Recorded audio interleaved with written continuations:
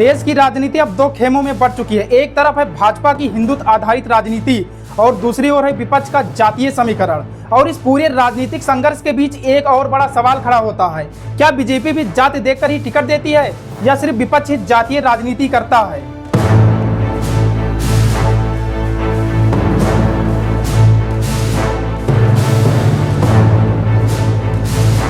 नमस्कार दोस्तों, आज की भारतीय राजनीति में ओबीसी, एससी, एसटी और आदिवासी समुदाय का जिक्र हर चुनाव में हर मंच पर होता है।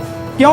क्योंकि ये तबका भारत की आबादी का लगभग 75% है और राजनीति अब इन्हीं के इर्द गिर्द घूमने लगी है। विपक्ष के नेता राहुल गांधी तो साफ कह रहे हैं, मैं कांग्रेस की कमान किसी पिछड़े, दलित या आदिवासी को देना चाहता हूँ। मेरा लक्ष्य है कि कांग्रेस पार्टी की जो लगाम है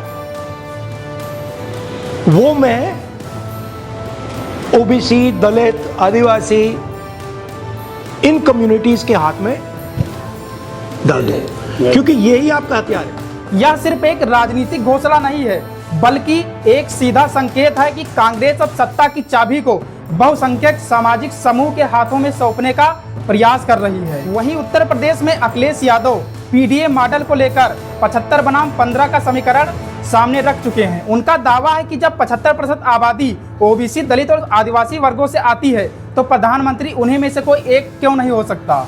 जिस दिन पीडीएस समाज ने अपनी कथा अलग से कहने शुरू कर दी, उस दिन इन परंपरागत शक्तियों का साम्राज्य ढह जाएगा। और मैं तो एक ही बात कहूंगा, भाजपा जाए तो हम सबको चैन आए। 2024 के लोकसभा चुनाव में लगभग सभी दलों ने टिकट बांटते समय सीट की जातिगत आबादी को ध्यान में रखा। बीजेपी हो, कांग्रेस हो या क्षेत्रीय दल, हर पार्टी ने जातीय गणित के आधार पर कैंडिडेट चुनते हैं। बस अंतर इतना है, विपक्ष इसको खुलेआम स्वीकार करता है, जबकि भाजपा इसे राष्ट्रवाद, विकास और सबका साथ सबका विश्वास जैसे नारों में ढक देती है। सबका साथ सबका विकास ये सिर्फ एक नारा नहीं है, बल्कि ये सुशासन की आत्मा है। लेकिन असली सवाल तब उठता है जब ये नारे सड़क पर बेरोजगार नौजवानों, दलितों पर हो रहे अत्याचार या ओबीसी आरक्षण की बहस से टकराते हैं। क्या कोई पार्टी इन्हें सच में सशक्त बना रही है या सिर्फ वोटों के लिए जातियों का इस्तेमाल किया जा रहा है? अब आप बताइए, क्या भाजपा की राष्ट्रवाद की राजनीति भारत को सही दिशा में ले जा रही है या विपक्ष की जातीय राजनीति भारत की लोकतंत्र को ज्यादा प्रतिनिधित्वपूर्ण बना रही है?